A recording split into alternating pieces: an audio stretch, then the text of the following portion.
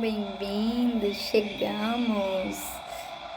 Sextou, né, gente? Graças a Deus. Às vezes eu paro porque eu fico aguardando aqui. Eu nunca sei quando é a contagem do Instagram ou da gravação. Então, mais uma vez, lembrando, estamos no nosso no capítulo 5 de 2 Reis. E lembrando que a gente está agora também no YouTube. Quem quiser lá tá escutando um pouquinho mais rápido, ou enfim, aqui no Instagram às vezes tem algumas distrações, quiser ir para lá, segue lá, aproveita e curte, comenta para chegar mais longe e mais rápido.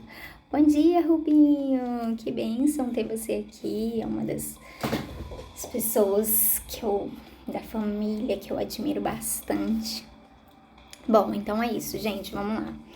No capítulo 5, então, a gente vai falar sobre a cura de Naamã. Mais uma vez, sabe? O Senhor está nos enchendo daquilo que Ele pode e quer fazer por nós este ano. Então, a gente viu já bênção de tudo quanto foi forma, né? A gente já viu a bênção da provisão, a bênção, né? O milagre da provisão, o milagre da cura, o milagre da cura da esterilidade, o milagre, né, da ressurreição, enfim, muitas das coisas das quais foram feitas ontem. E Deus é o mesmo. Ontem a gente viu que Jesus sempre esteve presente, Deus é o mesmo ontem, hoje e sempre será. Que o Senhor Jesus está no nosso presente e já está no nosso futuro, né? A gente não precisa ficar tão preocupado assim, então que a gente possa tá ganhando essa fé e essa confiança. Aqui nesse capítulo 5 vai falar sobre a cura de Naamã. Naamã era sírio, ele não era israelita, ele não cria em Deus, mas todos amavam aquele homem.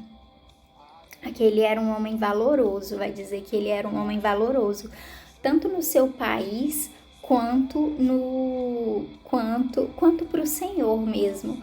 E aí, uma escrava israelita que tinha sido levada prisioneiro para a Síria, até ela quer a cura daquele homem. Então, e aí ele vai, né, procurar ali métodos, assim como os deuses deles os curavam usando métodos, né, alguns métodos até bizarros. E Eliseu apresenta para ele um Deus diferente e ele passa a servir e adorar a um único e suficiente Deus e Salvador, né?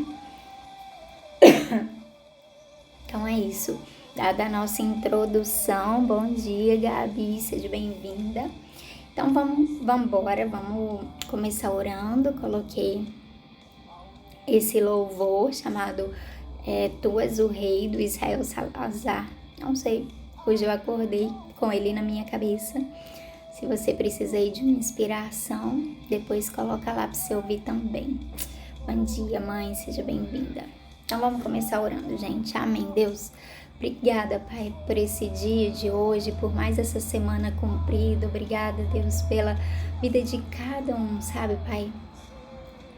Que está reunido aqui. Obrigada, sabe, Senhor, por nos levantar, Pai, em fé, em adoração, Deus, para que possamos compartilhar e que a Tua mensagem, Deus, chegue até aqueles, Deus, que ainda não Te conhecem, sabe, Senhor, que o Senhor possa ser adorado, Deus, no meio daqueles que ainda andam perdidos.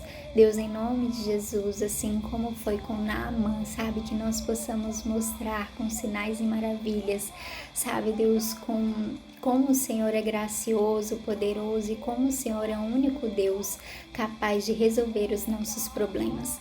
Nós entregamos todos eles a Ti, apresentamos nossas dúvidas, questionamentos e até mesmo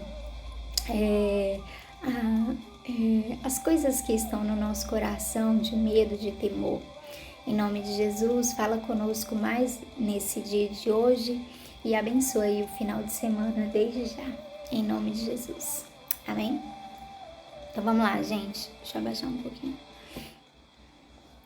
Então, vai falar no capítulo 5, versículo 1. Naamã, o comandante do exército da Síria, era muito respeitado e estimado pelo rei do seu país, porque, por meio de Naamã, o Senhor Deus tinha dado a vitória ao exército dos sírios.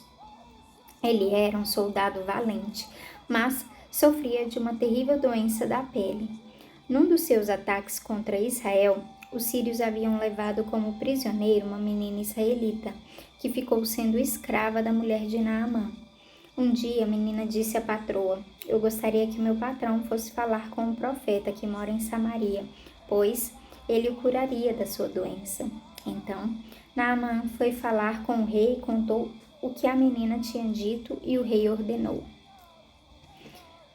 Não sei se eu paro. Eu acho que a gente já comentou sobre essa parte, né? A gente vê aqui que Naamã, então, era uma pessoa ali respeitada, sabe, em seu meio, e o próprio rei da Síria gostava muito dele. Ele era um homem que estava vencendo todas as batalhas naquela época, e vai falar nesse primeiro versículo que o Senhor Deus tinha dado a vitória aos exércitos dos sírios. Então a gente vê aí até mesmo a mão do Senhor controlando aquilo para que... controlando aquilo, né, gente? A gente sabe aí que Israel estava em pecado, e o Senhor muitas das vezes enviava para que aquele povo perdesse ali uma parte da guerra, para que assim retornasse. Então, Naamã agora e o povo da Síria, eles tinham a oportunidade de conhecer ali a Deus. E aí vai falar no versículo 5, vá falar com o rei de Israel e entregue esta carta a ele. Então, Naamã saiu levando uns 350 quilos de prata e uns 70 quilos de ouro e 10 mudas de roupas finas. A carta que ele levava dizia assim: esta carta é para apresentar Naamã, que é o meu oficial. Eu quero que você o cure. Quando o rei de Israel leu a carta, rasgou as suas roupas em sinal de medo e exclamou: como é que o rei da Síria quer que eu cure este homem? Será que ele pensa que eu sou Deus e que tenho o poder de dar a vida e de tirá-la? Ele está querendo briga. O profeta Eliseu soube do que havia acontecido e mandou dizer ao rei: por que o Senhor está tão preocupado? Mande que esse homem venha falar comigo, e eu mostrarei a ele que há profeta em Israel. Então, Naamã foi com seus cavalos e carros e parou na porta da casa de Eliseu. Eliseu mandou que um empregado saísse e dissesse a ele que fosse se lavar 7 vezes no rio Jordão, pois assim ficaria completamente curado da sua doença. Mas Naamã ficou muito zangado e disse: eu pensava que pelo menos o profeta ia sair e falar comigo, e que oraria ao Senhor seu Deus, e que passaria a mão sobre o lugar doente e me curaria. Além disso, por acaso os rios de Abana, Farpar em Damasco não são melhores do que qualquer rio da terra de Israel? Será que eu não poderia me lavar neles e ficar curado? E foi embora muito bravo. Então, seus empregados foram até o lugar onde ele estava e disseram: se o profeta mandasse o Senhor fazer alguma coisa difícil, por acaso o Senhor não faria? Por que é que o Senhor não pode ir se lavar como ele disse e ficar curado? Então, a gente vai parar aqui rapidamente para a gente analisar essa parte, que é exatamente aí o tema da nossa mensagem, né? Tire Deus de sua caixinha. Porque, bom, em primeiro lugar, a gente vê que o rei de Israel, ele, desconhecia talvez, ou não achava que o profeta Eliseu podia ajudar aquele homem, que na terra dele existia um Deus suficientemente bom para ajudar outros países, né? E aí ele vira e ele fala: gente, essa carta, aquele rei da Síria ele tá procurando motivo para brigar, para vir guerrear contra a gente, porque como é que ele me manda um homem cheio de lepra, todo branco, para vir falar comigo? Falar que a gente aqui tem o poder para curar. Sabe, aquele rei, ele não tinha conhecimento do Deus que tinha no país dele, mas aquela menininha escrava que foi levada como prisioneira, ela tinha, e ela falou: né? Mas aí o profeta Eliseu ficou sabendo daquilo e ele falou: por que você está tão preocupado? Mande ele a mim. Mas quando Naamã chegou lá, Eliseu ele sequer saiu para encontrar com Naamã, sabe? Então, vai contar que Naamã tinha uma estratégia na cabeça dele. Quando ele me vê, ele vai chegar, ele vai orar para mim, ele vai curar, ele vai colocar as mãos sobre as minhas feridas, sobre a lepra que eu tenho no meu corpo, e ele vai abençoar. E aí essas feridas vão sarar. Né? E aí pode ser que isso... Então ele tinha uma fé, mas era uma fé quadrada, era uma fé em que estava dentro de uma caixinha que Deus só podia agir de uma forma, da forma que ele conhecia. Mas Eliseu, em primeiro lugar, ele não sai, ele não vai falar com ele. E ele vira e fala pro mensageiro dele assim: vai lá e fala para ele mergulhar 7 vezes num rio e voltar. E aí, beleza. E aí, Naamã vira e fala: oxe, Rio Jordão, esse rio é sujo. Sabe, no meu país tem águas muito melhores. Eu não vou fazer isso, não tem cabimento eu fazer isso. E aí, beleza. E aí ele vai embora muito bravo e vai dizer que seus oficiais, né, vai atrás dele e vira e fala assim: mas se fosse uma coisa muito mais difícil, você não faria? Sabe, se ele mandasse você se cortar, talvez você se cortaria. Ah não, mas se mandasse você subir 7 escadas da penha, você subiria. Sabe, se ele mandasse você fazer 1 mês de jejum, você faria. E muitas das vezes a gente acha que Deus é assim, que Deus está dentro dessa caixinha, que Ele vai agir quando a gente fizer um estardalhaço no mundo espiritual. Não, a gente precisa, sabe, ai meu Deus, jejuar 1 mês inteiro, ou quando na verdade o Senhor é simples. Em algumas coisas, Deus sim vai te pedir algumas coisas mais extremas, mas a gente precisa estar com o coração sensível para saber que o Senhor é simples para agir, né? Para saber que o Senhor é gracioso. E aqui Deus estava querendo mostrar graça com aquele homem. Ele só queria que ele confiasse, que ele se humilhasse também, né? Se colocasse numa posição humilde de fazer uma coisa tão simples, de mergulhar num rio que não era o dele, não era o melhor, não era... E aí, beleza. E aí vai contar no versículo 14, então. Naamã desceu até o rio Jordão e mergulhou 7 vezes, como Eliseu tinha dito, e ficou completamente curado. A sua carne ficou firme e sadia como a de uma criança.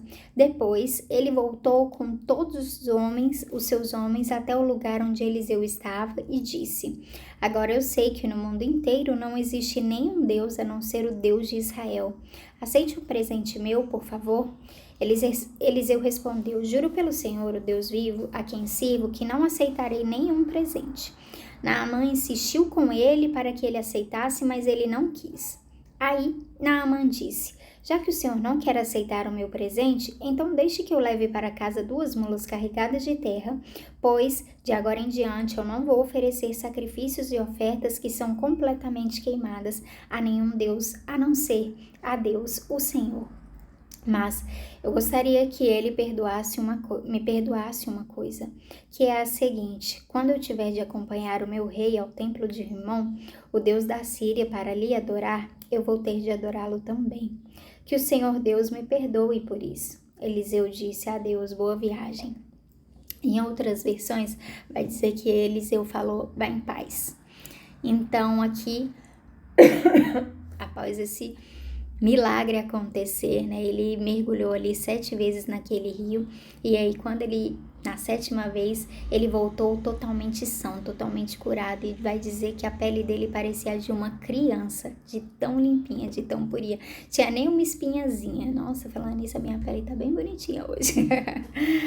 Enfim, e aí, gente, E aí tá, então ele volta até o profeta então aí sim vai recebê-lo, porque em primeiro lugar aquele homem precisava ser curado do seu orgulho, dos seus métodos, da sua caixinha ali, né?